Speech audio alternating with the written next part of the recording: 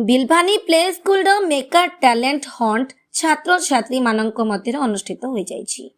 महानदी बिहार स्थित जगन्नाथ मंदिर परिसर में अनुष्ठित उत्सव रे कुनी कुनी छात्र छात्री विभिन्न प्रतियोगिता आयोजन करा जायतिला। एतिर अतिथि भावे शिक्षक निरुपमा पति, संयुक्ता सतपथी, एडीएम रो सभापति संजय जेना, संपादक हिमांशु षडंगी, कॉर्पोरेटर इंजीनियर सुब्रत घड़ाई जोगदे छात्र छात्री उत्साहित करथिले। नमस्कार, जय जगन्नाथ। मु संयुक्ता सतपथी, मु Guru Nanak public school teacher. एठी मु एज अ जज आसीछि।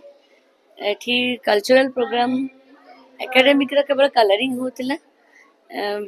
बेसी फोकस अगर मेन फोकस होची डांस और फिटनेस रे। ठीक अछि।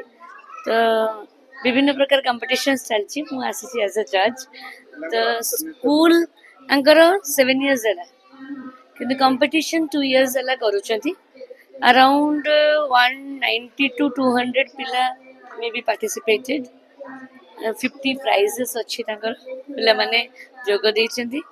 आशा करूछि एई सेमानकर गोटे स्टार्टिंग इनिशिएटिव गोटे इटा जेतु 2 इयर्स हलानी कंपटीशन से माने गोटे प्लेटफॉर्म दउछंती पिला मानको जोथरे से माने पार्टिसिपेट करंतु तांकर लेवल भी बढ़िबो। देखंतु गोटे पिला fast stage performance stage fear बहुत थाए।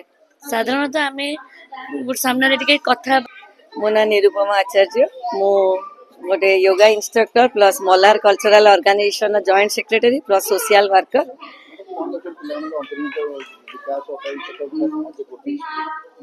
एक्चुअली प्ले स्कूल तो ये ना आम जानू तो बिलभानी प्ले स्कूल किंतु पिलांकर जोटा करिकुलर एक्टिविटी जो अदर एक्टिविटी रे पिला बहुत आगो को जाउछंती कि उन्नति करूछंती जोटा कि तांकर जो गुण को विकसित करूची ये स्कूल रे सब प्रकार से भलिया व्यवस्था कराई।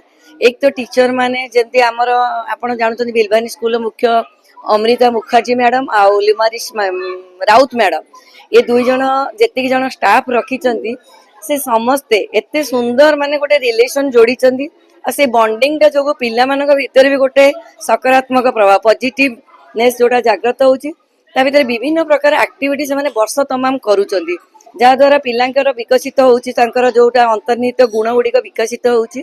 आ से माने बहुत आगु को बढ़िबारे जोटा साहाय्य जे माने स्मार्टनेस तांको भीतर देखंतु केते बढ़िलानी। मु तो प्राय प्रति वर्ष कार्यक्रम आसे देखुची डे बाय डे पिला बहुत डेवलप करचंती।